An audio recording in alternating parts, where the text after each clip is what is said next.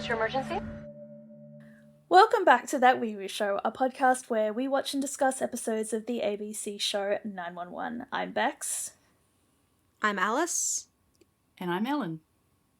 As always, thank you to everyone who has been listening to our episodes so far, who have shared our social media posts, and who have rated us on Spotify or Apple Podcasts or whatever podcatcher that you are on that allows ratings. We have made it to the official middle of season 6 because this is the fall finale of season 6. So congratulations, we made it halfway. Woo! I can't believe we're already halfway through this season. Wow. Already, I'm pretty sure we started 3 years ago. Unfortunately, it does feel like that, doesn't it? But look, things can only get better. We hope. But before we put that premise to the test, Alice, would you like to remind us what happened in the last episode we talked about? Yeah, so last week on 911, Christopher went to his first dance, Buck babysat G, and May stopped an incel. That was Good for her. about it. Was that it? No, there was Feels lots of more happened. It was all the fantasy stuff, and like nobody cares about all the fantasy stuff, like the bees and the boss and the people on top of the fire truck. Trying to think Still what's going on there. Still trying to forget the people on top of the fire truck. Yeah. All right, so this episode is episode 9. It's called Red Flag. Just one red flag. Not a lot of red flag. Okay. Yeah, just a singular. Actually, no. It is actually like one red flag. Yeah, I was going to say, like, I don't think anyone, like, there's only one person who actually says the words red flag. There's another highlight somewhere down here, but it's not a themed episode. There are very, very few red flags flying in this episode. Yeah, I'm surprised they just didn't call it windy. Plenty of people do some, like, dubious things, but there aren't any, like, literal red flags in this one. Like, I could imagine if you were going to name the episode Red Flag that you would have, like, a whole heap of shady people and really bad situations and lots of metaphorical or possibly physical. I mean, we all remember, like, the Christmas episode was wrapped in red and Bobby literally wrapped a building in red tape. Yeah, that's what I mean. Like, I would not have surprised, if there were actual red flags. But all we get is just people going a bit crazy because the wind's blowing. Yeah. So the summary says the Santa Ana winds bring in a variety of weirder than usual emergencies as the 118 respond to a family dog retrieving a severed hand and a young woman sleep driving into the station. Bobby worries about his AA sponsor. Denny questions Hen and Karen about his biological parents. And Chimney thinks he's found the perfect house for him and Maddie. Which was a bit of a red flag. I was like, Chim, no, come on.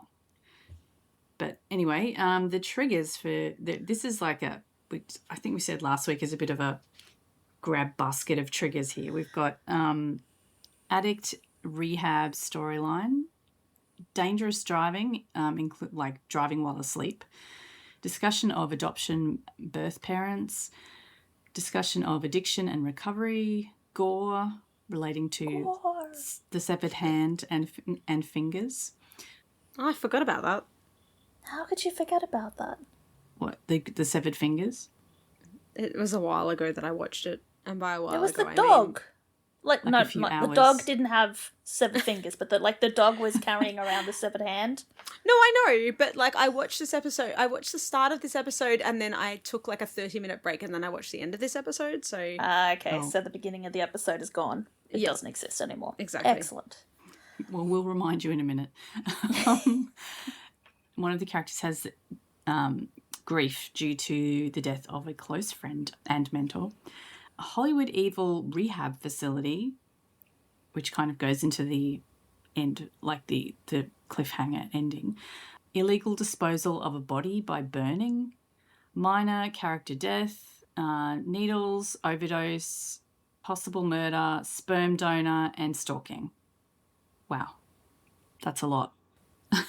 So many triggers, so few storylines. I know, right? Like, I was going to say, it sounds like there's a whole heap in this episode, but none of it is, like, really, like, what memorable, I guess. Like, it's not, like, there's the actual, what Bobby's going through is probably the most heartfelt part of this whole thing.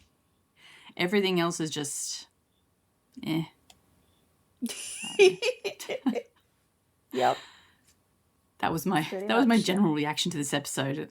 Eh. Yeah. Yeah. Well, speaking of Bobby, he's going to kick off this episode with a voiceover monologue. Oh, telling his us monologue is very poetic, actually. Peter Krause does give good monologue. We'll give him that. He's telling us all about the weather in Los Angeles, and it's more interesting than that description makes it sound. Yeah.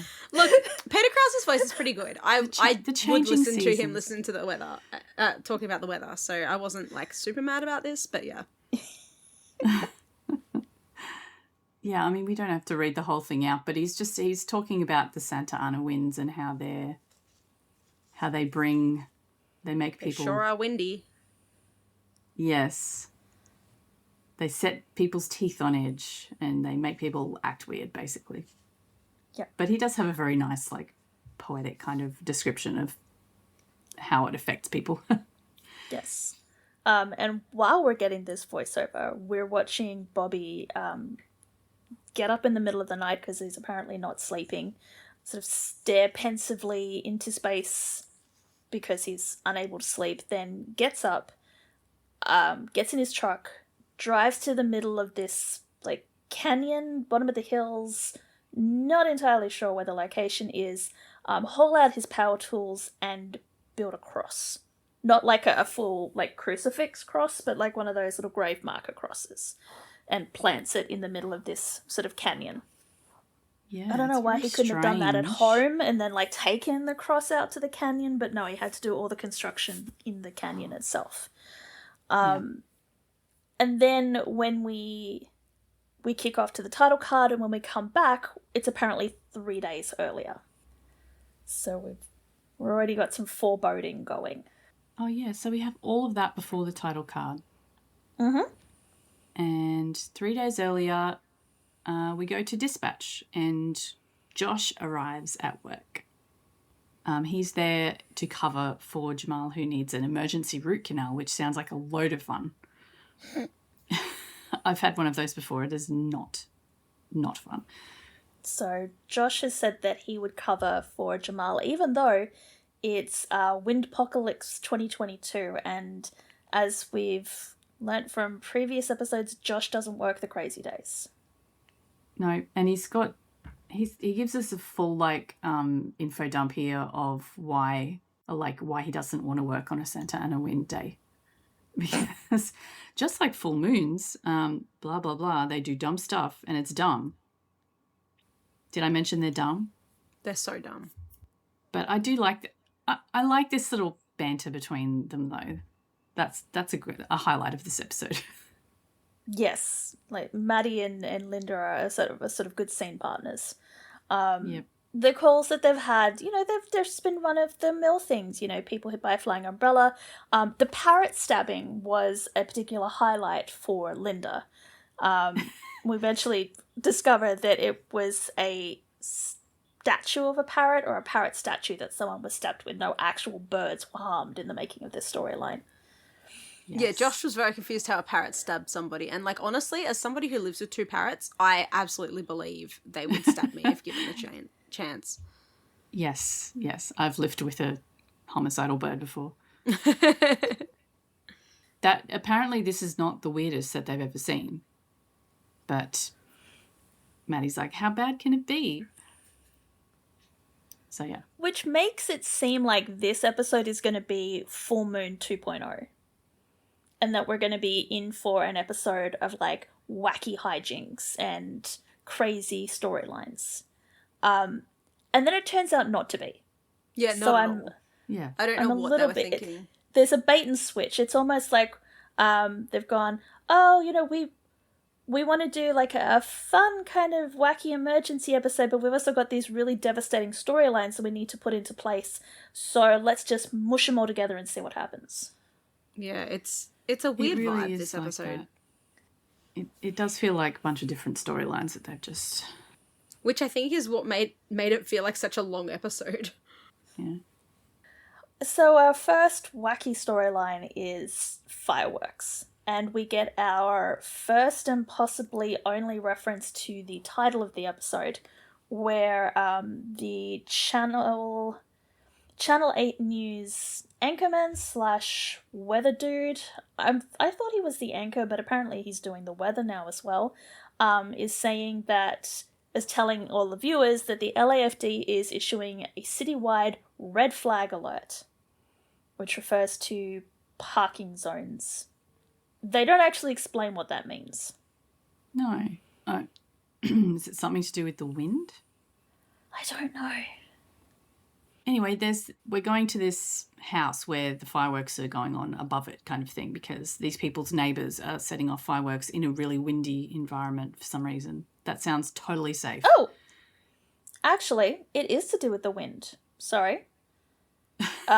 Red flag parking restrictions are enacted when weather conditions meet specific criteria, such as high gusty winds. Okay. Huh. And where do There they you want go. you to not park when it's really windy? Like under trees or... No, I think it's probably like on let's have a look. Include narrow roads, sharp curves, hairpin turns, and key intersections where parked vehicles can block access for emergency responders and trapped residents during evacuations. Right, okay. Well, thank you. That explains it a lot better than And what that went on in the TV. That actually comes from the LAFD's official website, so cool. Sorry to interrupt, but I thought that was a very important addition to the episode. Yeah, Yep. definitely. Yes, on with the puppy dog. Yes, this very good boy or girl is Girl. standing up on a chair and barking out the window, but still wagging their tail very enthusiastically. Obviously, they love fireworks. Yeah, I know it. When you understand dog body language, it ruins dogs in TV shows for you. But yeah, she's very mad because there's fireworks happening at 8:00 on a Monday. And the little girl in the house is trying to calm the dog down, but the dog is like, yes, fireworks, yay. No, actually, the dog's really upset about the fireworks. Yes, Yeah, the dog's theoretically, the dog obviously. is having an incredibly bad reaction to the fireworks. Although, look, like my dogs do bark at fireworks and have a great time doing it because they just like the sound of their own voice. So I think I like the interpretation that Lenny is having the time of her life. yeah, she's like, "Fuck yeah, fireworks! Which Yay, then 8:00 on a Monday, party time!" Which then makes like even more sense when Dad comes home, because apparently Dad has been working overtime on the downed power lines that have been knocked down because of the Santa Ana winds. And he walks in and leaves the front door wide open, and Lenny bolts. And we're supposed to think that like she's running out of anxiety, but no, I feel like she's just going to try and get a closer look at the fireworks. Yeah. Yeah, she's trying to find where the party's at. Yeah. Apparently she found the party, though. Because while the family go to look for her, they don't find her, but she comes home of her own accord, in her own sweet time, and she got a party favour. In the form of a 7-hand. Yeah. And the girl's like, oh, what you got? What have you got there? And then we go to a 911 call where the mum is trying to explain to Maddie that their dog brought a severed hand, and Maddie's like, a hand? Do you know whose hand it is? And she wants them to pick it up to see if it's still warm, which has got to be a bad idea. Like, shouldn't you be trying to keep that thing kind of clean if you can? Yeah, the mum doesn't want to touch it at all, and the daughter's just like, "Mum, you're so squeamish," and just touches it, and it's like, "Oh, it's very warm." It's like, ew. Oof. Yeah, she's having a great time. Darden, meanwhile, has been searching the house for a cooler to put the hand in so they can take it to a hospital or something and reunite it with its owner. Maddie does make sure to tell them that if they're going to put the hand on ice, they have to actually protect it from said ice by putting it in a bag and then wrapping it in a towel and then putting in the ice so they don't Yeah, freeze I or like burn how it. last episode they couldn't get a single ounce of CPR, right? And this time they're like, oh, make sure that you put it in a plastic bag, place the towel between. It's like, seriously, you just spent like 2 minutes discussing that. Maybe the medical advisor was on holidays last week and this week they're back and they're like, look, we need to. It was. I'm thinking maybe it's like the CPR is just acting. Somebody's going to be watching this episode, and heaven forbid they're ever in a situation where they need to put a amputated appendage on ice. We want to make sure that they've got the correct information. That's it. Very important. So Maddie tells them to protect it, then put it on ice, and then wait for the paramedics to arrive and hope that they are able to find the hand's owner. Yeah. And so the paramedics, plus Buck and Eddie and Bobby, arrive. And Buck is telling us that every year he thinks that he's seen everything, and then the Santa Anas blow in, and oh look, it's something weirder. Eddie is completely blasé about it. He's like, it's a severed hand. We've seen severed hands before. And Buck's like, yeah, but normally their owner is nearby. It's how many times we had a severed appendage with the owner nowhere to be found. He's got a point. I was confused during this episode because I don't know what time of year this is, and I don't think it ever gets particularly cold in LA. But when the winds blow, is it hot? Like, I need to go back to Bobby's monologue at the beginning and find out, is it hot? Or I is assumed it was cold? hot. Well, it's Denny's birthday, and according to the wiki, his birthday is in September. So it's the tail end of summer. It says heading dry into winds. fall. But yeah, at one dry point, winds isn't can Buck be like cold. shivering and like blowing on his hands Yeah, and rubbing that's- his hands like he's cold? That's what Oh. in this scene they're all standing around like rubbing their arms and stuff. But he's got But his then- short sleeves on. His like t-shirt. But then later in the episode, they're hanging out on the roof having hot chocolate. So you would think if it was Yeah. cold, you wouldn't be up there unless they're up there to keep themselves awake because it's like night shift. I don't Like know. It's nothing makes sense in this episode when it comes to time. Yeah, or so Wikipedia space. says they're known as the dry, hot winds, but they can arise at other times of the year. Just, okay. So I have no idea why they're cold. Maybe it was just Oliver. Maybe he was just cold. Yeah, maybe he was just like pretending that the wind was bothering him. And they by drive shivering. like really bad wildfires, and they were the reason that the January 2025 wildfires were so bad. So Yeah. which is in their winter as well. So, Yeah. but yeah, they come from the desert. So like that's what I assumed. It was like our like Victoria, we have the northern winds, which comes down from the desert. Yeah. Yeah, but we have westerly winds which come from the desert and they're cold. They come now. Like What? now we have That's so like weird. yeah. I mean, the episode is supposed to be set in September. Who knows when they actually filmed it? So maybe it's one of those instances where it's supposed to be hot, but when they're filming it, it's actually cold. So Oliver was just cold on set. I don't know. We are Who going to drive knows? ourselves crazy trying to figure those sort of things out in this episode. Yeah. So they're all trying to work out what is happening with this severed hand. Yeah, Chim announces that the wound is pretty jagged, that perhaps it was actually blown off rather than cut off or any other method of amputation. Yeah, when he said that, I was having a complete idiot moment, and I'm like, like the wind blew his hand off, and then I'm like, oh, the fireworks still. Like the It's a next line really, is, really, "Oh, really fireworks." strong wind. Oh my god. He's like waving at someone and the wind picks up his hand. I don't know. No, fireworks. The mum offers that she'd heard fireworks going off. So the 118 go to door knocking. to try and find anybody who is at home with only one hand.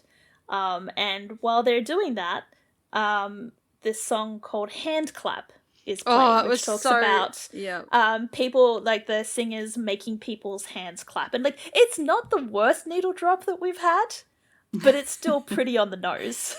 And it's also pretty silly because the montage is just people just like showing that they have two hands. It's like, yeah. I don't know. I just thought it was really silly. It's so silly. But yeah, everyone's like they're door knocking and everyone's just holding up like two hands and laughing. Yep. And there wasn't anybody who they spoke to who was like, "Oh no, someone has a severed hand. That's terrible." Yeah, everyone was just like, "Ah." Yeah.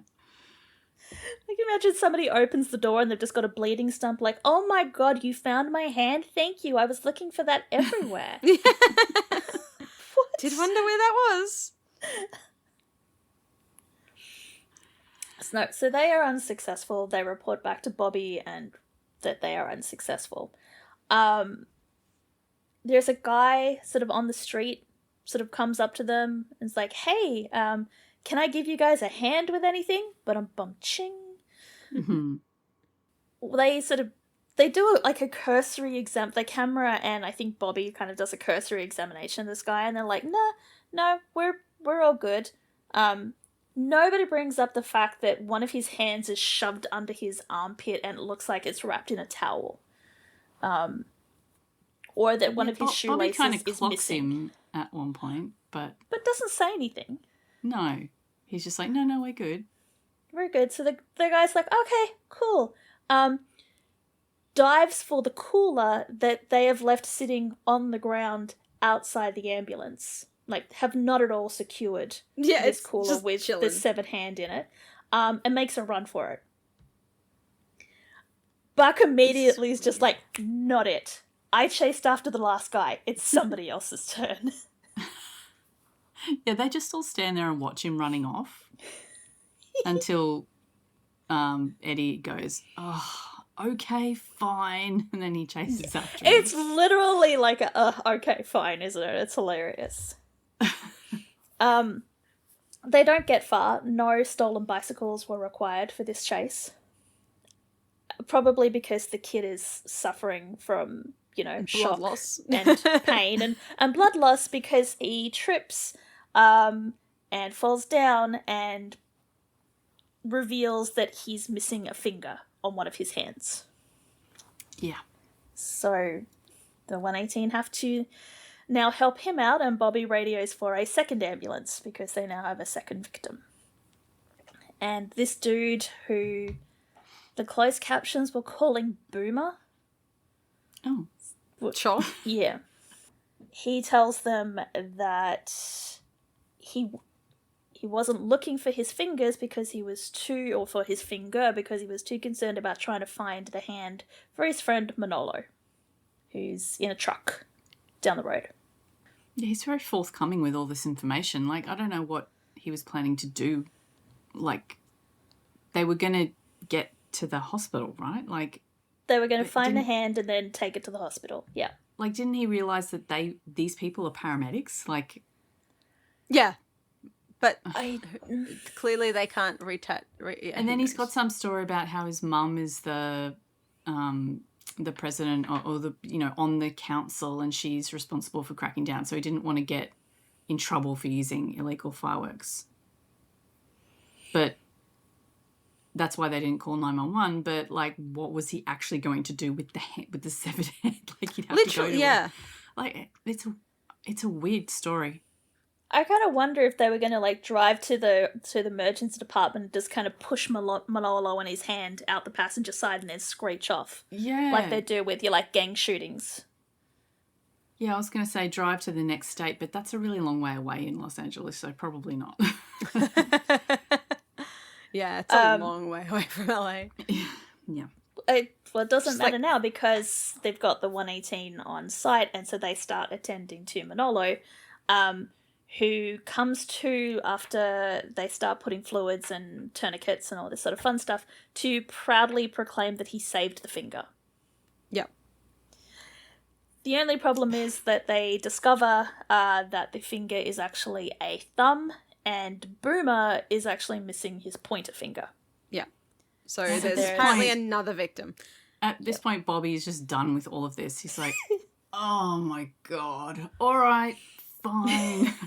We need a third ambulance. The annoying thing is, though, like, this is probably the most interesting part of the whole fucking episode, and we don't even get a conclusion. Nope. No, Buck it's just doesn't says go- the end of things this keep scene, getting that's weirder, it. and then we get the commercial, and then that's it. We don't know where the third guy is. We No. never figure out if they pin the correct finger on the correct dumbass. Yep. It's just no. Anyway, we don't need to know that because we're going to go to Karen and Hen's place. And it's Danny's birthday. It's Danny's birthday. He's turning 10. Yay. And he has lots of presents, including a giant robot. He gets to build a robot. yeah. Yeah, that's kind of apparently- cool after he visited the lab. I was gonna say, apparently the take your kid to work day at the lab that subsequently exploded has not dissuaded Denny from pursuing his love of robotics and science. Yeah. That's good. It's very good. Healthy child. So he loves his presents, he thanks Hen, he thanks Karen. They're like, you're welcome, sweetie. It's your birthday. You can do whatever you want today. And he takes that and runs with it and goes, cool, tell me about my biological mother. Yeah. Because what else do you want for your birthday? And Hen is absolutely floored. And you're like, why all of a sudden are you asking about your biological mother? And Danny's like, no, it's just, I saw this woman the other day and she kind of liked me and I wondered if was my mother. I'm like, oh, honey, no, your mother was a white woman. Whoever you saw on the street, that definitely was not her. Aw. Which made me realize, have they told Danny that he's biracial? Surely. Maybe. I Potentially. don't know, you might It's just, not have it's come up in weird that conversation. like, I guess I kind of get it, but I sort of expected them to have shown him what his mum looks like. Like, Apparently, no. They've kept all information about Eva, completely locked down. well, he Well, knows they were that waiting for him to ask the questions. it sounds like he knows that that his mum and Hen were a thing at some point because, like, Karen doesn't go into the fact that, like, why Hen would have old photos. I don't know. It just seems a little weird. Hen promises that she'll pull the box. She'll go through the attic and see if she can find any boxes. And he's like, "Okay, cool. I'm going to build my robot now." So he goes off to build his robot and leaves his mothers in their sort of existential crisis. Yeah, Hen's really rattled by it. And then when someone asks her about it later, she doesn't really know why she's rattled. Like, I don't know, she just thinks it's weird and that's the end of the story. I don't think it's weird to want to know about your biological parents. I mean, we can see he loves Hen and Karen. They're his moms. Yeah, he's just curious. Like, he's 10 years old now. Yeah, but she thinks it's weird that it's just come out so randomly. And also that she's like, I don't know, she's tried everything she can to get Eva out of her life. And now she's coming back again. It's upended. The really crappy thing about kids is that it permanently ties you to the other parent. As long as the kid is there, that other parent is in your life, whether you like it or not, to some extent. Yeah. So as long as Karen and Hen have Danny, Eva is always going to be a part of their life, even if she's not physically there. Yeah. She's like a ghost in the corner just staring at them. Damn it. Speaking of staring, There's a lot of staring in this episode. it's Bobby's turn to stare. Yes, he's still He does staring. There is a lot of staring in this episode, you're right. I don't know if we've seen yet what the view is out through the backyard of the Bethena residence, because Bobby does a lot of staring out into that I backyard. think there might be a And fire pit. Like, they've been out in the backyard. Yeah, but like, does it go beyond? Like, is there a Yeah, I massive don't know. canyon He's or just a forest or something out there? Maybe he built the fence and he's just real impressed with the fence. I don't know. But apparently he's so intrigued with whatever he's seeing out there that he doesn't even notice that this strange man has let himself into Bobby's house. I just assumed he was there to visit. Like, Yeah, but he was what already did Bobby? there. But what did Bobby do? Like, go up, let him in, then come back down to And the then kitchen come back to and stare at just the stare? just stare at the backyard. Yeah, I don't know. Like, oh, hey, Wendell, like, sorry, I was just in the middle of doing some, like, contemplative staring. I'm just going to finish that off. You feel free to make yourself at home. I mean, yes. That's basically what happens. Anyway, Wendell is... I was wondering if we'd seen this guy before, because No. he looked kind of familiar, No, but we we haven't. haven't. This is the first time. It's And he's I hate this storyline so much because it's like they're trying so hard to force us to have a connection with this guy, and I just don't give a shit because we're in season 6 and we've never seen him before. And apparently he's got this like long history with Bobby, and he's Bobby's sponsor, and he's been there for Bobby this whole time. And I'm like, where have you been? I was trying to work out, because I'm sure that there was a scene at some point where Bobby was on the phone with his sponsor. And I was trying to remember what episode that was in and whether this guy was credited as like the voice at the other end of the phone, but I cannot find it or remember it for the life of me. So Yeah, I have no idea. No, well, he's only credited in 2 episodes and one... Because I was looking him up to see if we'd seen him before, but the other episode he's in is in the future, so no. yeah. But, and I was like, was he in Supernatural or something like that? But no, he's been in a bunch of other things, but I must have just recognised him from something else. But yeah, they've got this deep, very personal connection with Bobby that we have never heard about before this episode. Yeah. And like Alice, I don't buy it. I don't. Like, I get that they're like, okay, we want to introduce this storyline. We haven't done it before, so we're just going to have to sort of shoehorn it into a later season. I get that. But, like, more than one episode might have been nice if they want us to give a shit, because I do not give a shit. Slowly introduce We saw him for like, 2 seconds, and then they're like, oh, you have to care about this guy. And I'm like, I don't, though. At all. I cared more about the fact that Bobby was so upset about the whole thing than the actual... than whatever happened to himself. Yeah, and sometimes Yeah. that works. Sometimes you put your main character through trauma, and it's the audience caring about the main character less than what actually happened to everybody else. But I don't think I even cared about Bobby at this point. No. Maybe I was just so annoyed that once again it's a Bobby alcoholic storyline. Like, it's Yep. slightly like a slight tangent to the normal Bobby is an alcoholic storyline, but it's still about Bobby's alcoholism. Yeah. Which, yes, is an important part of his character, but I just don't care about Wendell. And we've done it so many times. Anyway, Wendell is a little weird anyway in this visiting that he's doing. I'm like, is Wendell a ghost? Like, he's saying some really profound stuff, and Bobby's like just staring out the window like, is he really there? It's either Wendell is a ghost or Wendell is wrapping up loose ends before he does something really bad. Yeah, that is what it turns out. So he's checking in on Bobby and making sure he's okay. And Bobby's like clocking onto this and going, you sure you're okay?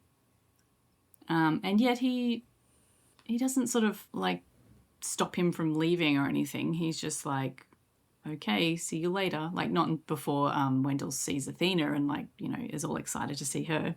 She's quite happy to see him too. But and then Athena's like, is he okay? And Bobby's like, no, I don't think so. Yeah, so the official story is apparently that he's going to see his son's family down in New Mexico, and he's probably going to be gone for a couple of weeks. Yeah. But Bobby's suspicious of this storyline, but Wendell's not budging. And blames anything that Bobby is picking up as the Santa Ana winds, making people crazy. Oh, yeah, they're going to blame everything in this episode on the wind. Maybe.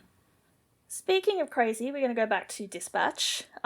Josh is taking on another night shift. This time because Cedric is going to St. Louis to visit his family. And we get like a little montage of all of the quote-unquote crazy calls that Josh takes, which actually just sound like kind of run-of-the-mill 911 calls. Yeah, they don't just sound because, too you know, crazy. people who call 911 are idiotic. Who would drink milk that's sitting on their bedside for far too long. Yeah, don't jump But out the window. Let the firefighters come to you. But the important call is the one that nobody is at the other end. He takes a 911 call and all he can hear is static. And then the call disconnects. And concerned, Josh tries to call it back and he gets the "We're sorry, the number you have dialed is out of service" message. Mm-hmm. So he calls in for a welfare check for this particular address. But as he's giving dispatch the address, something triggers a memory for him. So he looks it up in whatever the 911 equivalent of Google is, so I wasn't looking closely enough to figure it out. He basically Googles the address, and the first hit is an article talking about the murder house at that address. I love the murder house. Murder house for the win.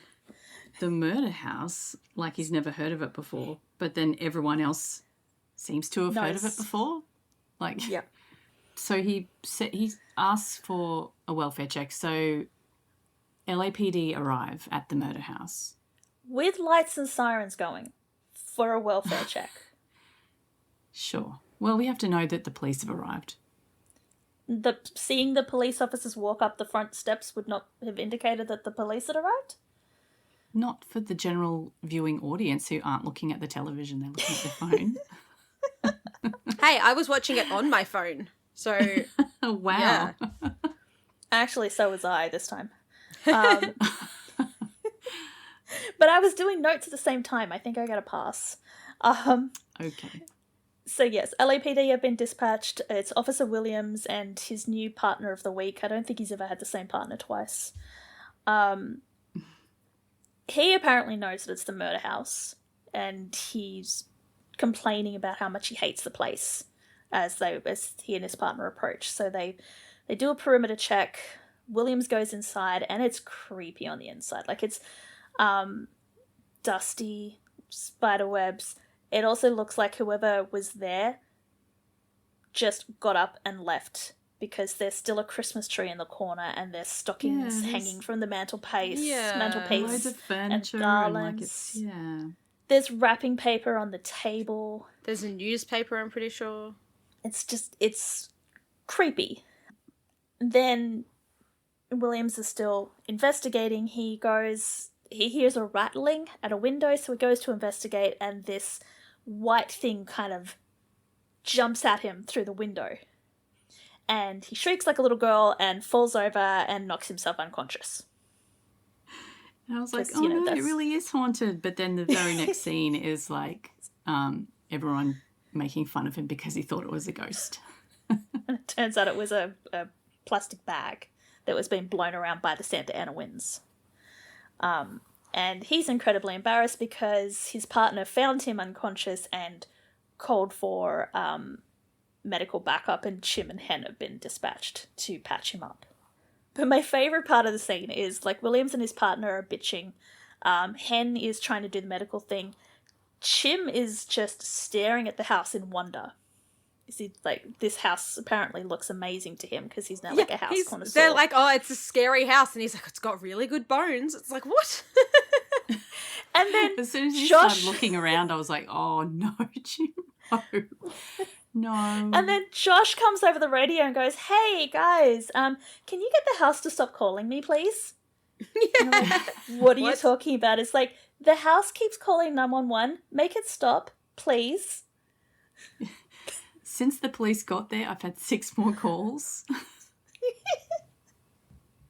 I don't know. It's just something about that line of dialogue. It's just so funny to me. Yeah. So Chim goes on a little explore to try and work out what's going on with the phone. Yes. And he takes the opportunity to like scope the place a little more, admire all of the things. Apparently the phone, the wire, like it's an actual landline phone that no one has anymore. And there's something weird going on with the wiring. So he just I'm tapes assuming that over the something is exposed chewed wiring. through the phone line. Yeah. I mean, if I remember correctly, phone line wires are not electrified anyway. So he should be okay to just wrap it up with tape. Yeah. I don't think he even wraps it up with tape. I think it's like bandage tape, like a Band-Aid or something. He gets out his first aid kit is what he's using to patch it up with. And then... Yeah, I don't know how he knows that will fix the automatic calling of 911, but I don't know, but so it's fine. The funny thing is, like, he patches the wire up and then he looks at the house waiting for it to respond. And then when nothing happens, he's like, "You're welcome." Yeah, we get absolutely we get no explanation for how the house is calling or why the house is calling or how, like, frayed phone lines and the Santa Anas combined could get the house to be constantly calling Josh. But it's a fun little storyline, so I don't actually care. Yeah, I didn't care as much about this as I did about what the hell happened with all the severed pieces of people's bodies, but anyway.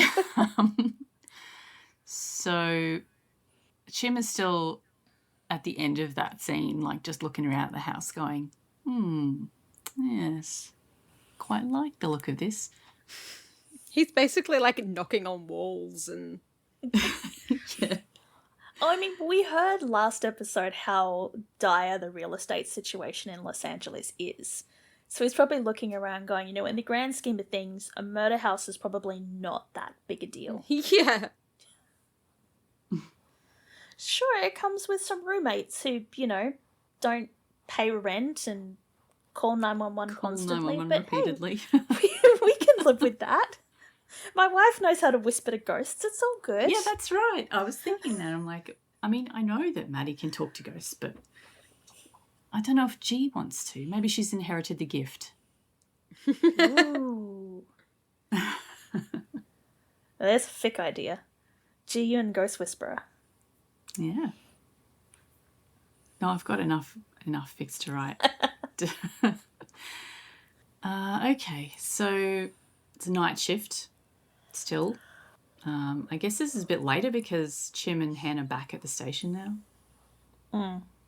So Bobby gets his voicemail. This was very out of the blue. I was confused as to what was happening with the timeline here because he'd just been talking to Wendell and then he went to work and then he got this message. If only they'd kept in the first message received at insert time, insert date. Then at least we'd have some grounding on, like, the times, the sequence of events. I don't know. Yeah, it's weird.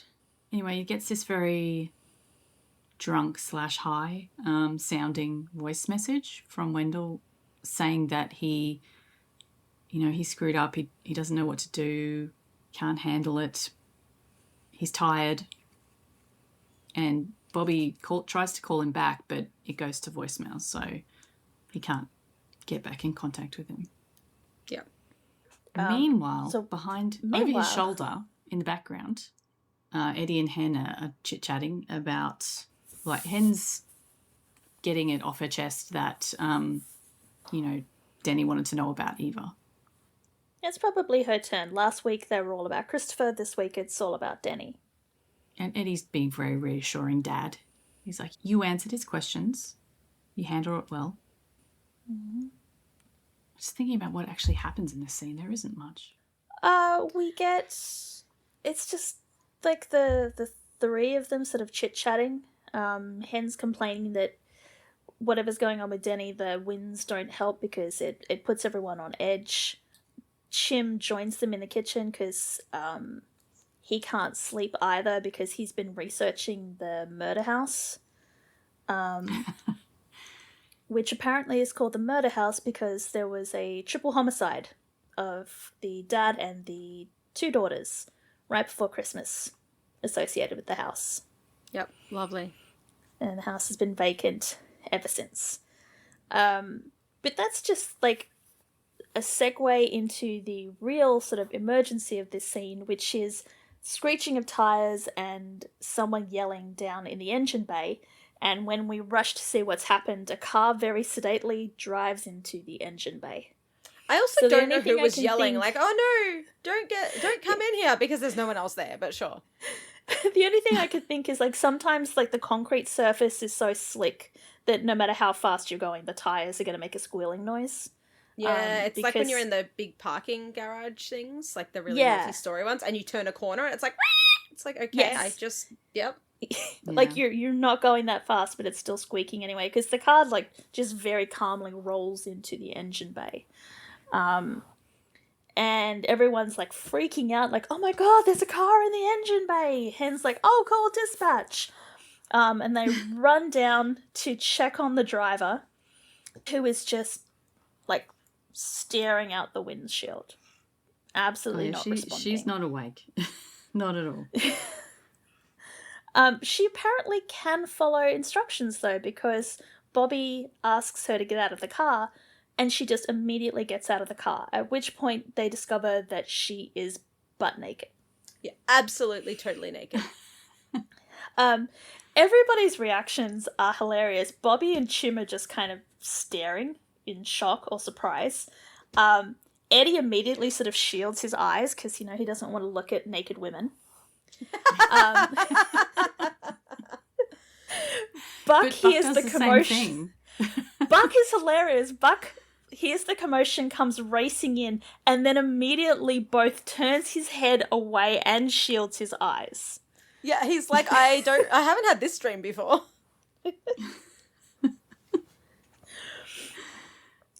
So they've come to the conclusion that she is asleep and sleepwalking, or sleep driving in this instance.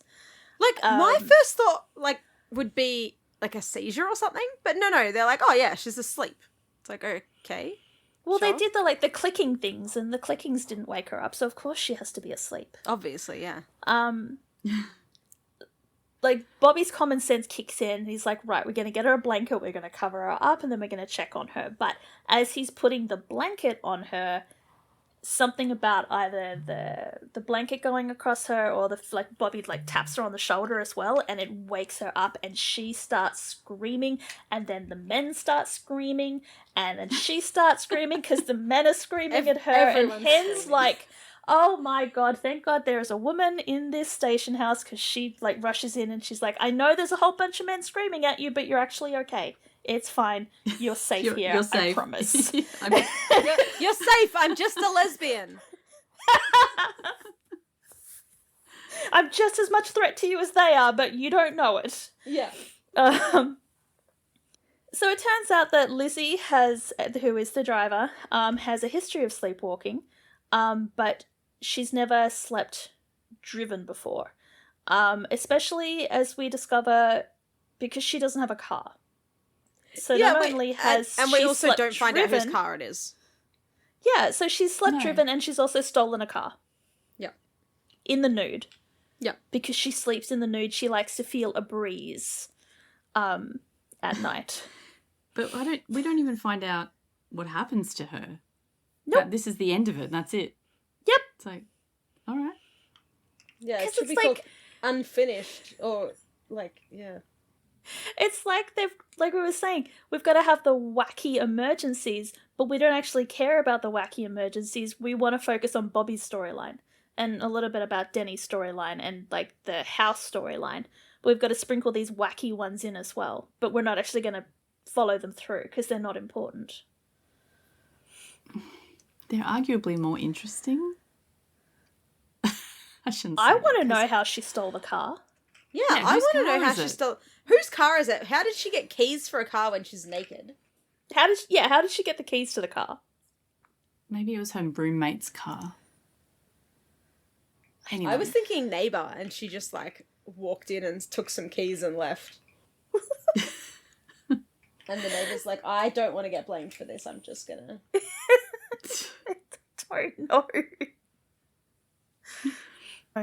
We will never know we won't because we go to commercial, and when we come back, it's a little bit later in the evening / earlier in the morning, and everyone's up on the rooftop drinking hot chocolate. Which sounds like a nice thing to do when you're stuck there all night.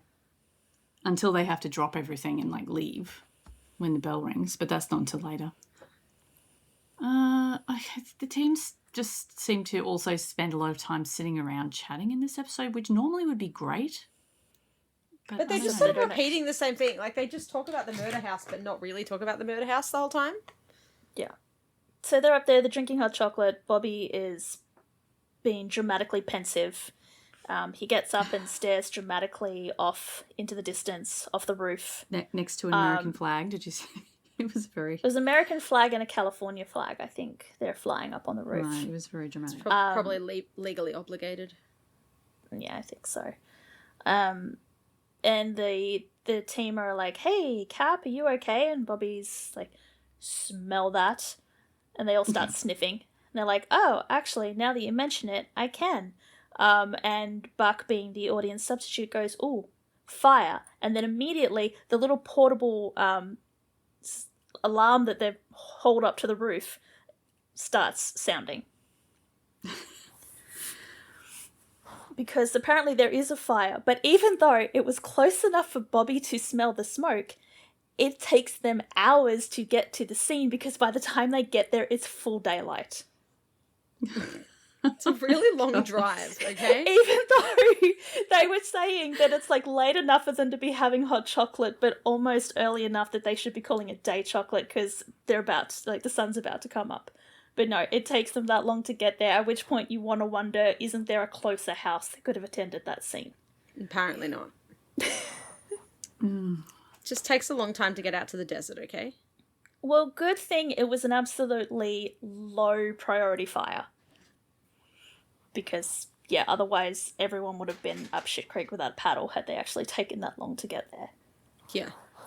And see, the thing that really bugs me about this scene is that they're doing everything to make this fire seem really, really high priority and seem really dangerous. Because everyone's scuttling about in their little bushfire uniforms. Oh, yeah, I noticed they had their little yellow shirts on. Like, is this a special wildfire thing? I think it is, because they had the same ones when they went to Texas. Okay. Which is probably why it took them so long to get to this fire, because they had to go like through storage and try and find them after they'd put them away after Texas back in season 4. Yeah. But like the music is like really dramatic and really swelling, and they're trying to build the tension for this fire, which is small enough that the 118 can create a perimeter around it, and there's a whole bunch of people standing off to the side watching it burn. Yeah. And, like, I know that with the Santa Anas, it's entirely possible that it could pick up some embers and blow it into the trees and start an actual fire. But nothing about this makes me feel like there's any kind of tension in this scene. No, because the fire does look like it's just in the middle of the road kind of thing. Like it's... And it's, like, there are trees, but they're off to the distance. It's just, it's smack in the middle of this dust bowl where there is inexplicably like 2 trees just planted in the middle that 2 are now trees on fire and a body. Well, we don't know that there's a body there yet. No, but I mean, that's literally all that's there. Like adding to the non-tension is the fact that they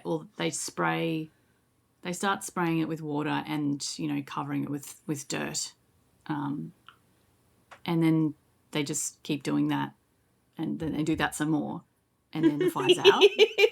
Like, it's not, there's no stakes. Like, yes, they just put the fire out. That's it. They put the fire out, which like is exactly what their job is. Like, them. They're excellent at their job. Yes, it's just for once in the show, the fire is boring. Yeah, but then also at the end of it, Bobby is just covered in soot. Like he's all. His face is all black, like. I don't know. If you get a face full of smoke, then yes, you can get a sooty face. But like, if I didn't. Well, no. I was about to say, like, I can understand if they've got like the wind is picking up and blowing soot around, but didn't they have visors? shouldn't his I visor don't have know, like do they? protected his face a You little would bit think. at least? Just a little Anyway. bit, but no. Bobby's been making out with the fire.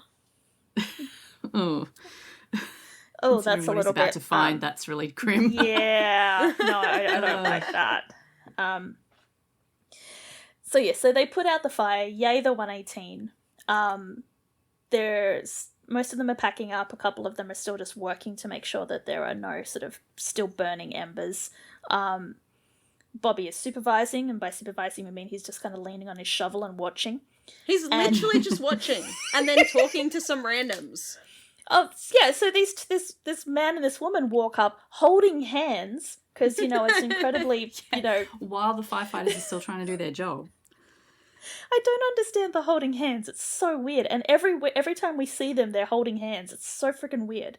And they're like, oh, our place is close by. And they're like in the middle of a canyon where there's nothing. And it's like, oh, yeah, okay. Do you live in the cave over there? Like, what? So they're checking to see if the fire is out. And Bobby's like, yeah, no, we're just checking on it. Eddie is checking to make sure that the trees have been, like, they're no longer smouldering, that they're safe to sort of leave them. And sort of digging around the trunk and the wood that's on the ground, and he finds something. And he calls Bobby over. For once, he doesn't, like, scream across the public space that, like, he's found a dead body. for once, they have It's a little like, bit of we need decorum. a coroner over here. It's like, oh, we got a dead one over here, Cap. No. Yeah. He calls Bobby over, says, like, we've got a victim. Bobby starts digging the guy out, and reveals the very charred body of a man, with a very non-melted, broken watch still on his wrist. And that's it's important a great advertisement for this watch company because the watch looks I pretty. feel like we need to mention that it's such a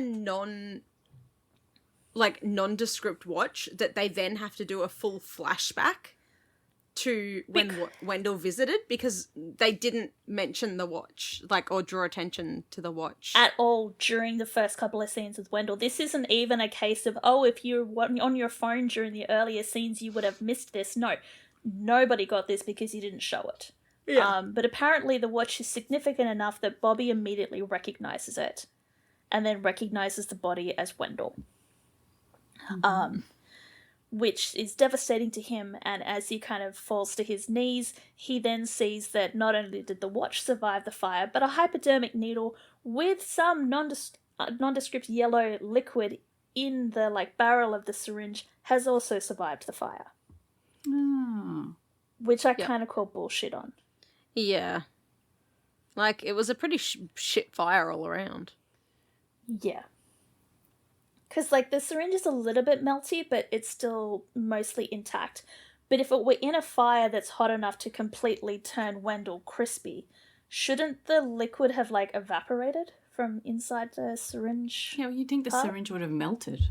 Like, Well, it would have completely melted, that's what I would have thought. But they need the syringe there so that Bobby can go, oh no, Wendell was shooting up. yeah, like what does he think happened here? Like he shot up and then he couldn't handle it anymore and set himself on fire? Like, I think is so, that yes. the idea? Okay. Yeah. Well, I mean, it sounds think- like he was pretty depressed anyway, and yeah.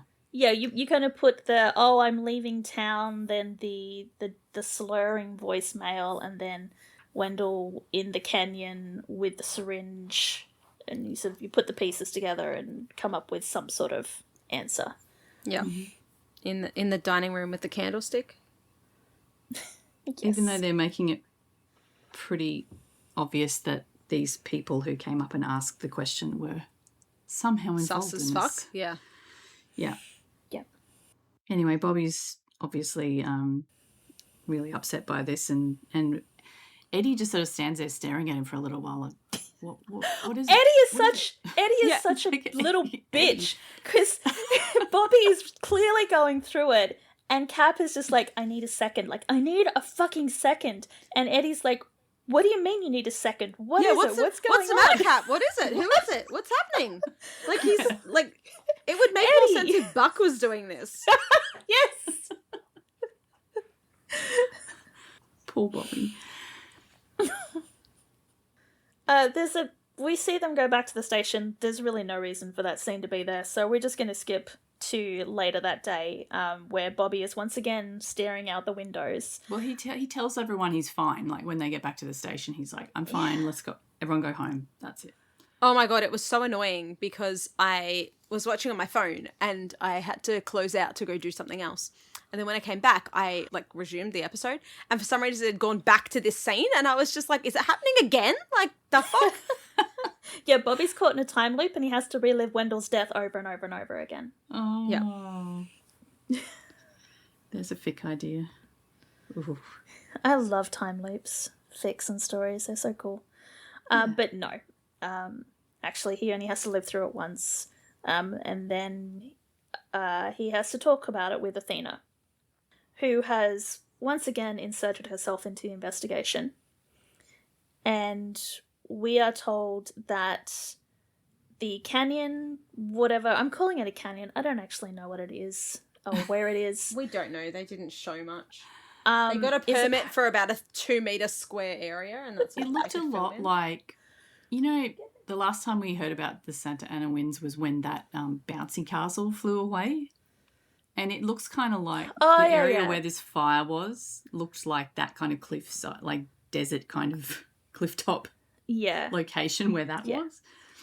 Yeah. So I was thinking it was like on the edge of a cliff, and then I'm like, no, they're just out in the desert. No, it's actually somewhere. It's like down under Hollywood Hills because we get a shot of the Hollywood sign. Yeah. Anyway, it doesn't actually, it does not matter at all. Except that apparently wherever it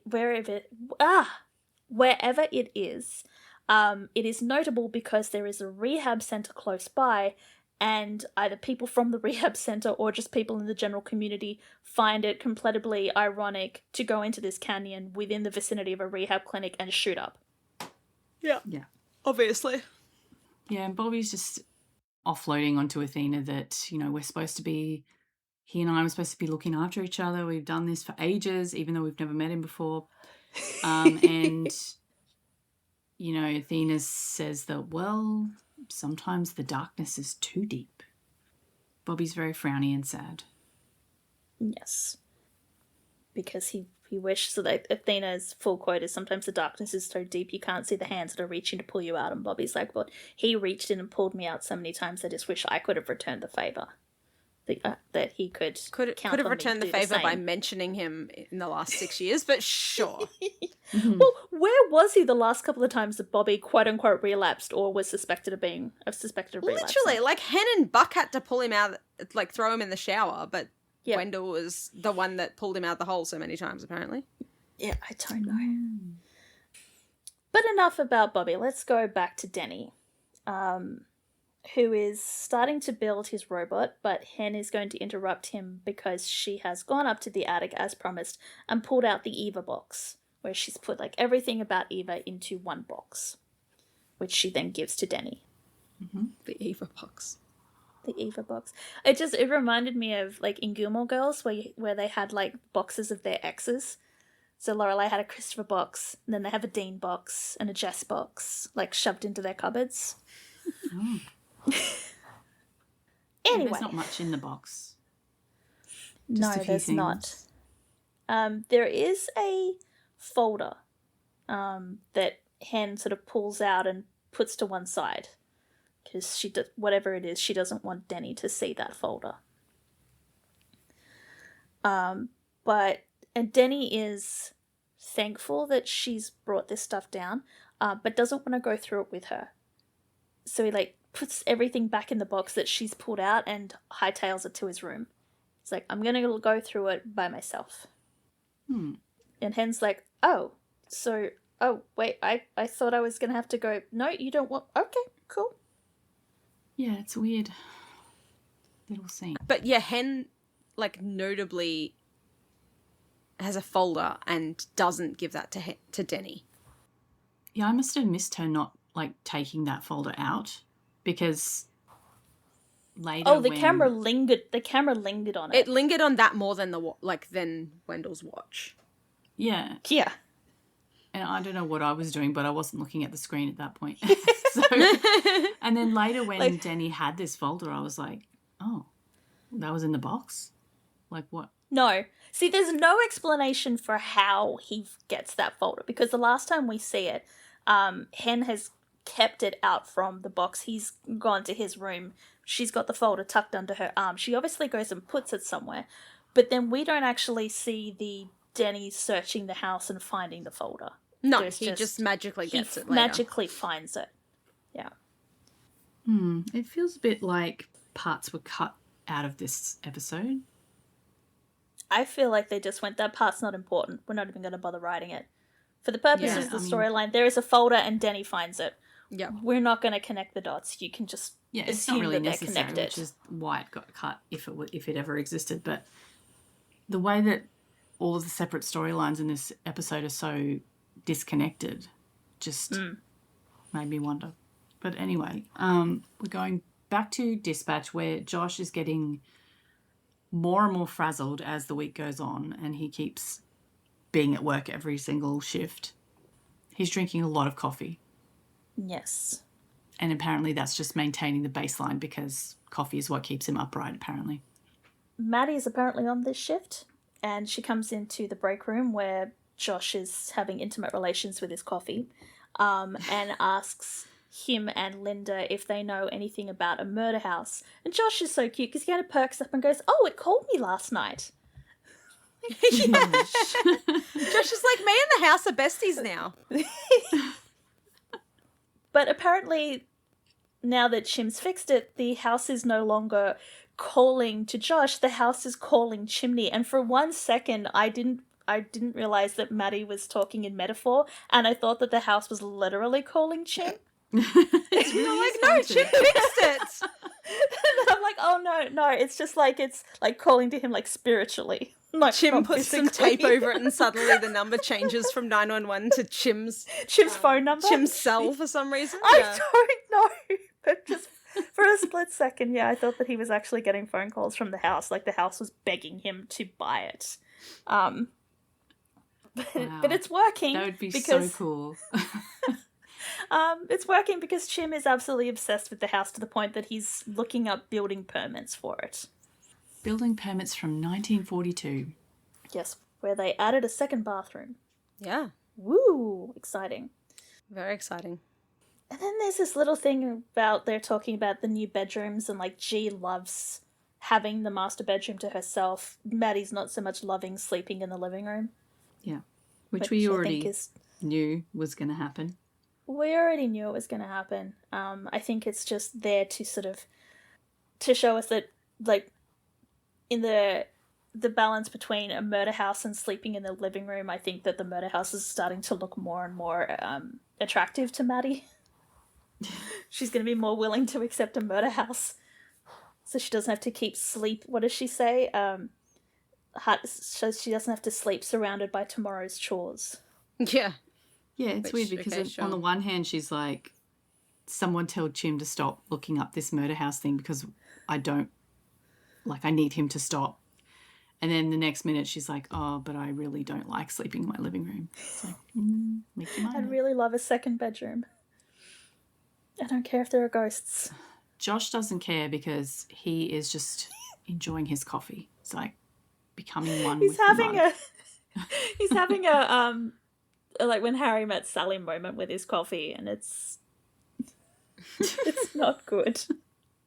And Maddie and Linda are just sort of looking at each other going, what the hell is happening here? Although now that I know that they're playing a prank on him, that their little snide kind of, asides to each other make a lot more sense. Yeah. And it also sort of makes Josh's performance it makes that Yeah. sort of funnier as well. Like he's being performatively tired.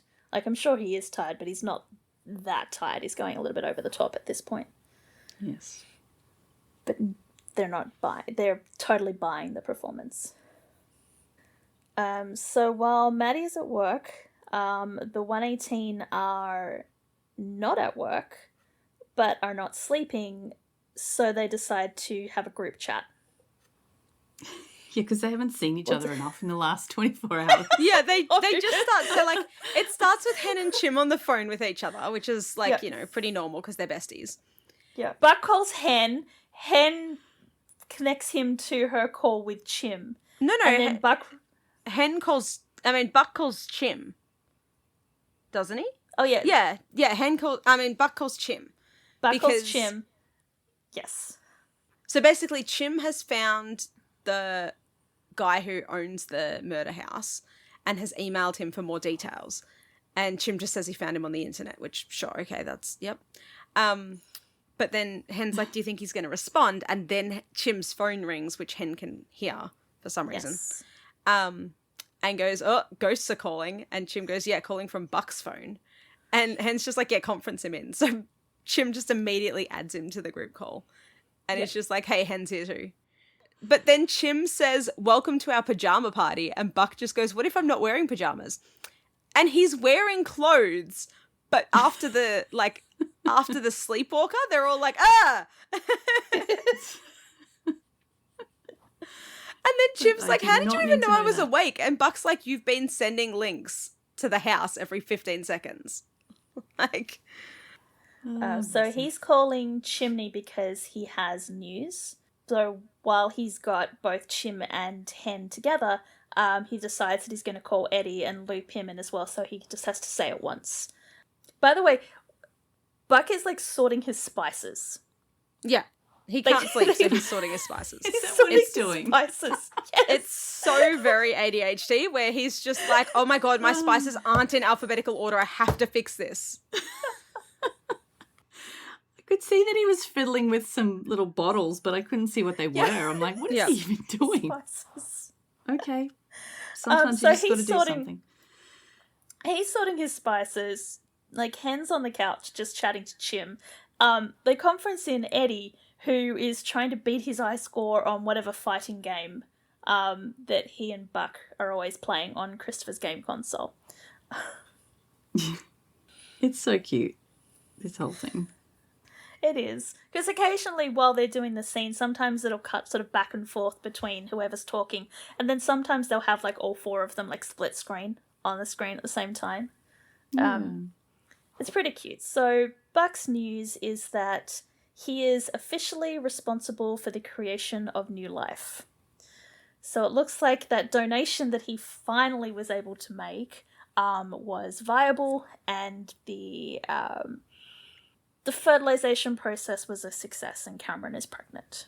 Yep, which we definitely care about. Well, we kind of have to, because it comes up later. I know, I just don't care. So everyone's like, hey, congratulations. Wait, do we congratulate you? It'd be weird not to congratulate him. Should we congratulate him? Let's ask the adultier adult whether we should congratulate Buck or not. So they're talking about Bobby. So they try to add him to the group call, but he declines because he's got his own shit going on. Yeah, this is... I don't understand this. No. So, Bobby's in... It just looks like a house. Like, there's a desk in the middle, like, in front of some stairs, and there's a woman, like, sitting at the desk, but it just looks like a house. And it's, like, the woman's like, oh, sir, it's very late. But, like, okay, the others are all not sleeping, so... But why is there a receptionist? And, like, how did Bobby get in? And then we find out later that it's not, like, very late. It's actually really, really early because... Yeah, because Chris is about to wake up for school. And so it's like, okay, so, like, is it, like, 5 or 6 in the morning? In which case, it would be very early. Like, it's just, it's weird. I don't understand. Or have they been on the group chat for hours and Chimney's just been leaning on the bench for hours at a time, which is not going to do his back or his forearms any favours. But yeah... If it's 5 in the morning, let's say it's 4 or 5 in the morning, how is Bobby to walk in to the facility? Because if he's not an approved visitor, how did he get access? Yeah, surely they should lock it at night to stop people wandering in and yelling at them at 4 in the morning. Residents walking out and going down to that canyon to score. Yeah. It's very confusing, and maybe they intended it to be a different time of day, but the way they've cut it together makes it look like it's I don't know. really early in the morning. But anyway, he's trying to get information about Wendell. And the receptionist is like, no, I can't tell you anything. It's all confidential. And even if I could tell you, I'm not going to, so go away. Yep. And Bobby's like, well, you can breach confidentiality because Wendell's dead. And I'm going, in my brain, I'm going, I think HIPAA still applies even if the person's dead. I don't think Unless that just you're, because they died. There's next of kin or something, and you are actually allowed to know that information. Yeah. But I mean, even if he were an actual next of kin, they could probably tell him, but you can't just release information to some dude that's just wandered in off the streets, even if the person's dead. When he says that Wendell is dead, the receptionist picks up the phone and Bobby thinks that he's got her. He's like, yes, now I'm going to get some answers. She's just actually calling security. Yeah. To, get his ass thrown out. But it doesn't matter because as he's kind of, throwing up his hands and rolling his eyes and about to go full Karen on her, he sees this newspaper article that's been framed his on the eyes wall. roll so far over his head that they land on the wall behind him. Yes, it spins his body around with the force of his eye roll. Yeah. And the newspaper article has a headline that that says, where is it? I've missed it. It says Hollywood's there industry-leading it is. rehab facility. Yeah. Yes. And there is a photo of the founders of the facility, which were the two creepy handholders from the fire earlier, which they do actually flash back again in case you were on your phone at that point. But you should have remembered those two because they did actually show them. A lot. Yes. They basically had red flags. Going, hey, these people are important. Pay attention to them. There will be a test later. Yeah. Yeah. And having seen that, Bobby voluntarily leaves the facility, even though the security guard is trying really hard to throw him out as well. He's like, okay, I'm going. And at the same time, not actually going. But he does go in the end. I mean, he is going, but it's obviously not fast enough for the security guard. Or maybe the security guard really just wanted to get physical. I don't know. So he gets thrown or escorted off out of the facility. And we cut back to the group call, which must be absolutely riveting because Eddie was continuing to play through the entire conversation. And this is where we find out sort of the time reference because he loses and decides that he's going to have a nap because Christopher's going to be up in an hour. Which if he's got to get ready for school, that makes him getting up at around, 6, 7? 6, 7. Oh, Jesus Christ. Sorry. How do I delete Bex from this call? I was gonna say, I know that schools in America start ridiculously early, but I'm pretty sure they don't start at 2 in the morning. No. So we'll say that this must be 4 or 5 in the morning. Which just, it makes what the hell Bobby is doing even weirder.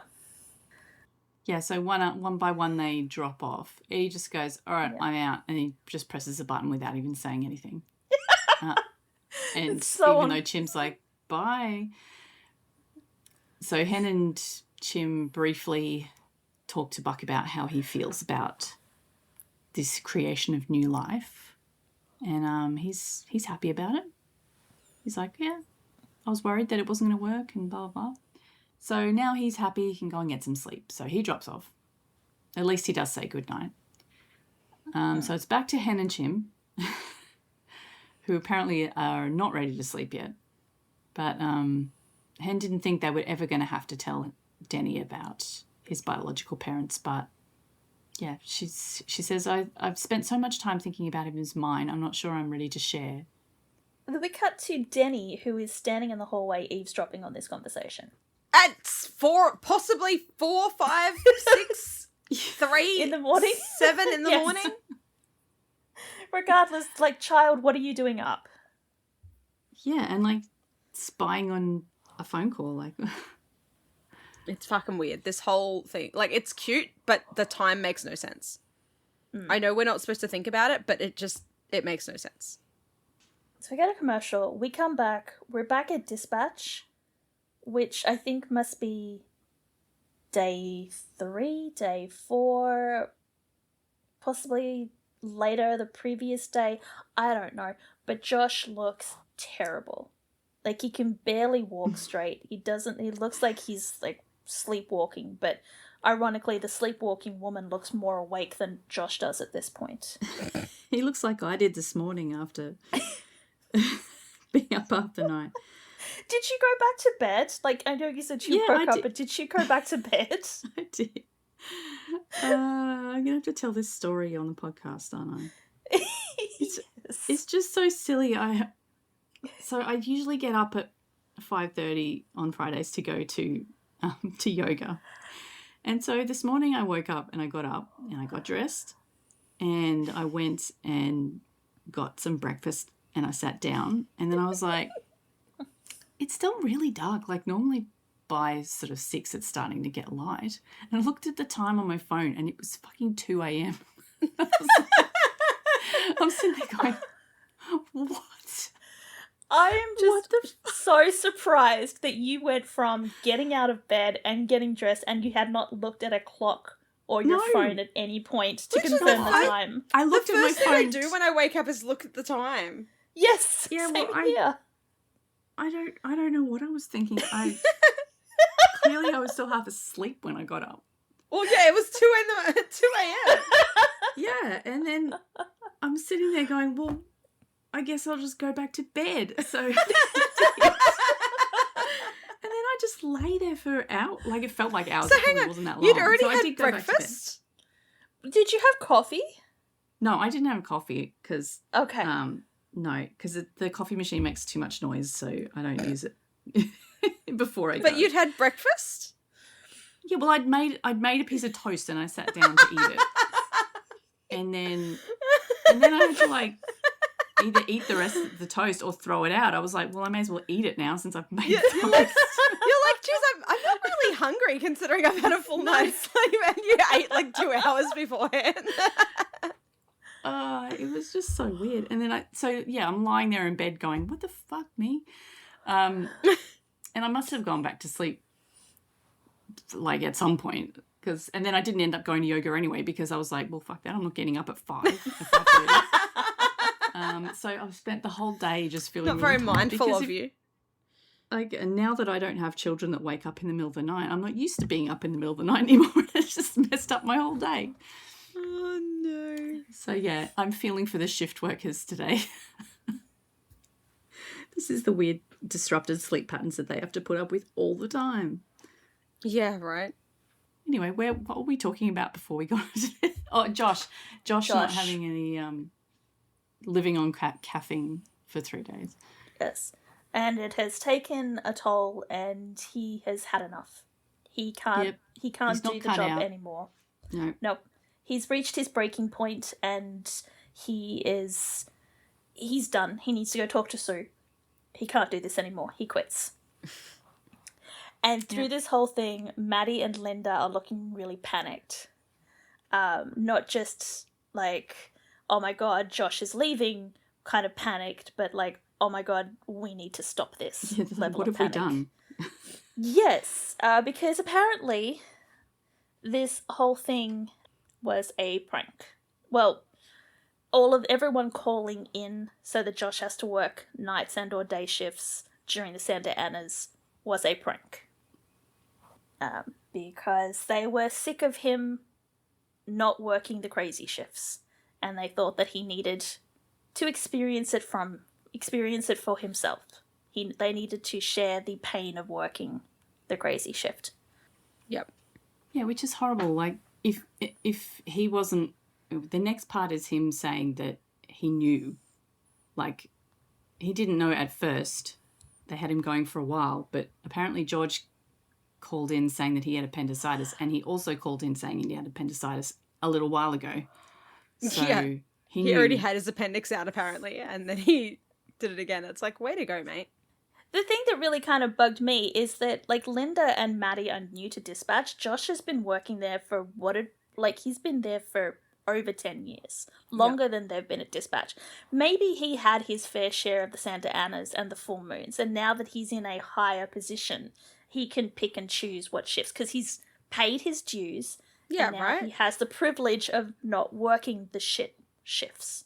Yeah. Yeah, that's fair. He also, as he tells them, he works every Christmas and Thanksgiving. So Yeah. those with families can spend time with their families. So there. Poor Josh. So yeah, I mean that whole storyline just sort of came to nothing, and it was like, Yep. oh. Yep, it's... I don't know. Linda's like, you're not mad at us? And Josh says, I guess you'll have to wait for the next full moon to find out. I guess who's going to be working on the full moon? Guess yeah. Don't piss Linda, off the mark one that who in your makes the calendar roster. already. Exactly. I think I could have bought that storyline if we'd had more emergencies that Josh had to deal with. But really, it was just the murder house, which was pretty benign in the grand scheme of things. Yeah. So Yeah. it doesn't even really seem that much for Josh to be stressed about, that the fact that he had to work the wind apocalypse, as he called it. Yep. All right. Okay, moving on. Denny is still wanting to talk about his bio mother. Yeah, but it looks like he's hosting an intervention. Like the way It does, Karen actually. and Hen sort of like file in and sit down on the couch, and Denny's sort of pacing in front of them. Yes, he wants to talk to them about something. He apologizes because he shouldn't have asked about a bio mother, and Karen's like, you don't have to apologize. And Hen's like, it didn't hurt us. You just want to make sure that you're okay, and you can ask us whatever you want and we'll tell you. And he says that I'm not looking for another mum. I have you guys and you're awesome. So, you know, they all love each other and they have a big hug, and that's that. Or Like, is oh, it? That's nice. Or, yeah. I think this scene would have made sense if at some point during this, like, big group hug, happy families, Denny had sort of reached behind Hen's back and slowly extracted the folder that she still had in her back pocket or something. Right. He was. Are you saying he wasn't sneaky enough for you? No. Nope. They're just, yeah. He was too sneaky because we didn't even see it. Yeah. Yes, I think I needed... Like, he's 10 years old. They're not that sneaky. They're pretty damn obvious when they're up to something. Yeah. Well, he had them fooled. Yes. Murder house time. Yay! Yay, Jim and it's- Maddie are finally there. It's the murder house tour. It is Because, yes, Murder Maddie house has tour. come to visit the ghosts. But apparently it's not a murder house, much to my disappointment, because while the family that lived there, the dad and the two daughters, did die, the dad didn't kill them, and they didn't die in the house. Apparently, the dad was driving home. He had the girls in the car right before Christmas one night. Another car ran them off the road and they died. It's And- I don't understand this at all. Like, what wouldn't that be in the? It wasn't that long ago. It was the 70s. There was, like, there weren't computers, but like there were newspapers back Newspaper then. articles. Yeah. Yeah, well, I guess that's what Jim's found. No, he told. it's He taken him- spoke to the owner, and the owner said, like, it was the nephew or something, and the owner's Yeah. just like, oh yeah, no, that none of that happened. And it's just like, but what? Oh. None of it makes sense. It's so weird. No. Apparently the reason they had the Christmas tree and all the decorations and the wrapping paper while the house looks like someone has just got up and walked out is because that's exactly what happened. After the funeral, the wife and mother got up, left the house, and never returned. And it's just been sitting there empty. She passed, the house passed on to her nephew, and he hasn't done anything with it yet. He sort of intends to sell it, but he's also doesn't really want to sell it because it's got the reputation of the murder house. It's all of the weirdos are going to come out to sort of poke around, and he doesn't want that. Yeah. Yeah, weirdos like Jim and Maddie. Yeah. But as soon as Maddie realizes that it's not actually haunted, it's not a murder house, it's just a sad house, she's all like, oh wow, look at these beams. That's a nice kitchen. Yeah. Oh She look, can there's see a the birth potential. chart. she realizes that there was a family that lived in that house, and then she's thinking maybe our family could live in this house too, a sentiment that Chim echoes. Yeah. Yeah, it's kind of sweet, I guess. Except that they've got like a whole lot of renovation to do. Oh, they're going to need like a hazmat team to come in and clean it before they can do anything else. Yeah, it's been abandoned for... It's real. Last I mean, time. it's dirty and dusty, and obviously there's some kind of rodents in there that are chewing through phone lines. But it hasn't been tagged. Everything's sort of still left where it was, so nobody has come in and kind of looted the place. It doesn't look like anyone is squatting there. Yeah. I believe murder house more than I believe that this empty house has been sitting there and no one has tried to break in and tag it and squat there. That's because it's haunted, apparently. Like, Apparently, yeah, because in the local homeless people are folklore. scared of ghosts. Yeah, it's weird. Okay, we're going to go back to Denny for a few minutes, who has rode his bike. Wow, that's a terribly grammatically incorrect sentence. Yep. Has Used a bike. has a bike Bike? and has transported himself by bicycle to a suburb, the address of which he got from the folder that Hen tried to hide from him, and goes up to the front door and says, "Hi, I'm Denny. I think you're my dad." And even though we don't see the person who opens the door at this residence, the implication is that it's Nathaniel, which is the dude that we met like a couple of seasons ago when Eva was trying to get custody of Denny. Yeah. Yes. And then we're back into the canyon, and Bobby is standing there with his little crucifix, and we've looped back around to the beginning of the episode. So we've used up we've worked through our 3 days. It makes sense.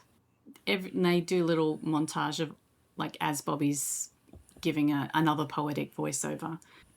As he says, the city rests, then we get this image of, like, Eddie, like, drooling on the couch because he's out cold now. And everyone else is asleep too. Like, Yeah, the They're all tension it and cycles through the turmoil rest of the... is finally released. Yeah. We wait for the jacarandas to... I just noticed he says this. We wait for the jacarandas to bloom and curse their flowers when they fall. I'm like, oh, they have jacarandas in LA? I guess they're all over the world. But yes, Probably. we also wait for the jacarandas to bloom and curse their flowers. As we sort of pan through the 118, them sort of being asleep, things of note is that there is a tiny little LAFD onesie on Buck's kitchen counter, Right. It's so cute. which makes me sad.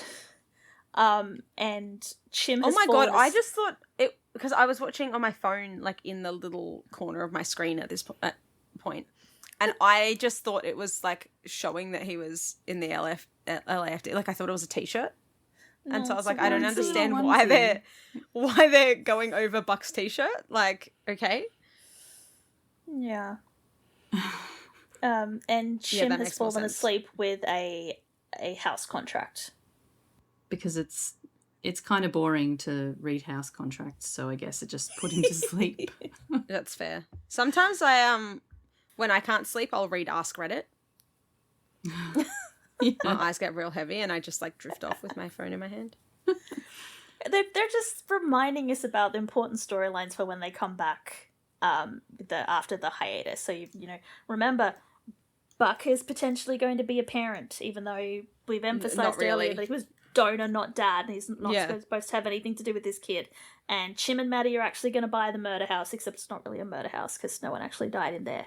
And Denny is having illicit clandestine meetings with his biological father. And Donor, not Bobby- dad. Wait. Yes, exactly. Yes. And Bobby is stalking the rehab facility and the weird hand-holdy owners of said facility. Yeah, and he says it's all going to burn. Yes.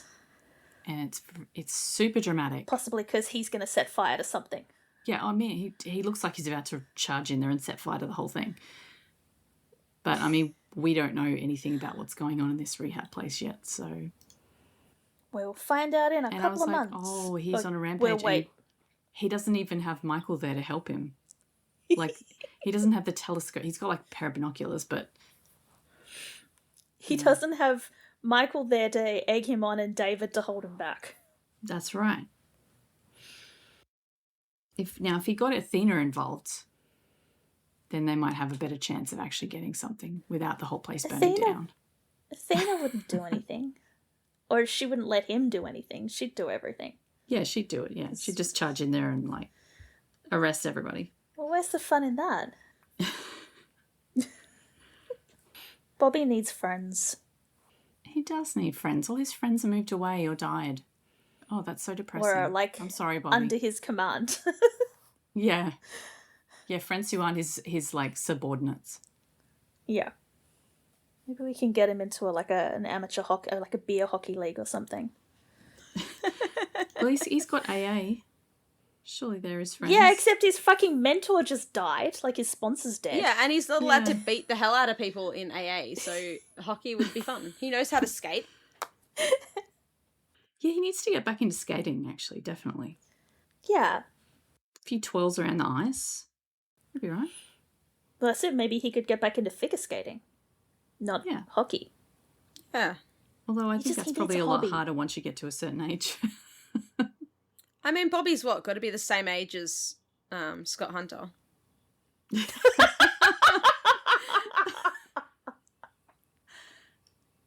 don't think so. No, he's not. No, he's like a couple of years older than Ilya. I'm pretty sure he's like 3 to 5 years older than Ilya. And that's the joke. Poor Scott Hunter. Oh, man. Poor Scott. Now that we actually talked about this episode a bit, I dislike it less. Like, there was some parts of this that were actually really funny.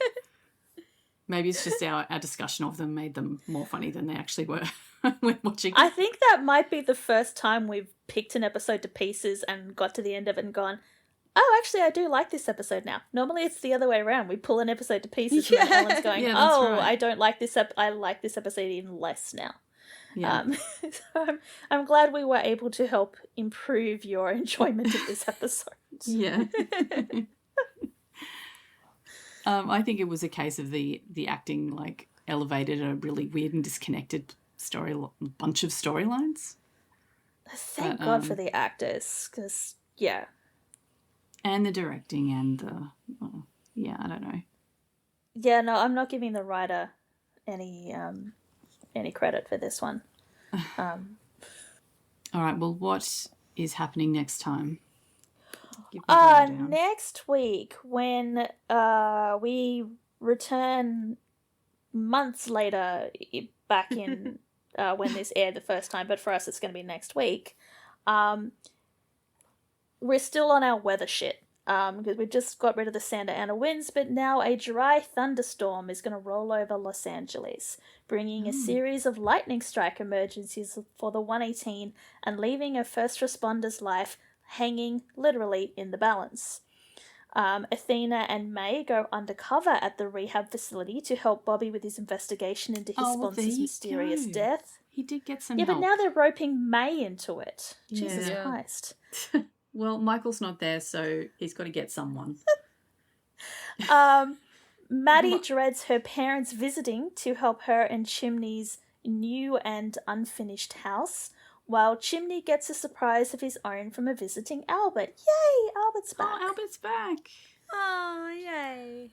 Triggers for next week's episode include the continuation of the addict/rehab storyline, abuse of power, a car accident, childbirth in the field, daddy issues, gore, including an arterial bleed, continuation of the Hollywood Evil Rehab Facility, major character injury, pregnant woman, and newborn at threat. I don't remember that storyline at all.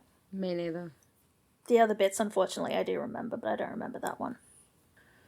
Okay. Well, let us know what you thought of this episode. As usual, like, I don't know. I don't even know what questions to ask about this episode. It was so strangely disconnected.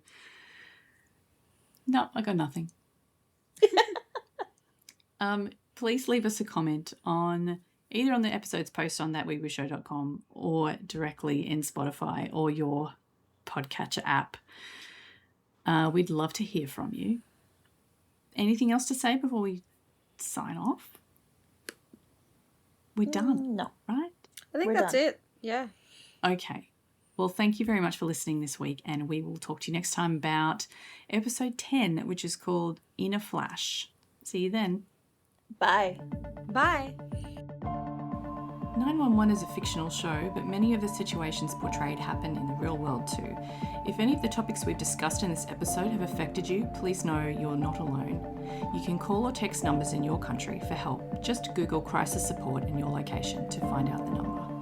If you enjoy our podcast, you can help us out by leaving us a review on Spotify or your preferred listening app, and by sharing our social media posts. Find out more at thatweebushow.com.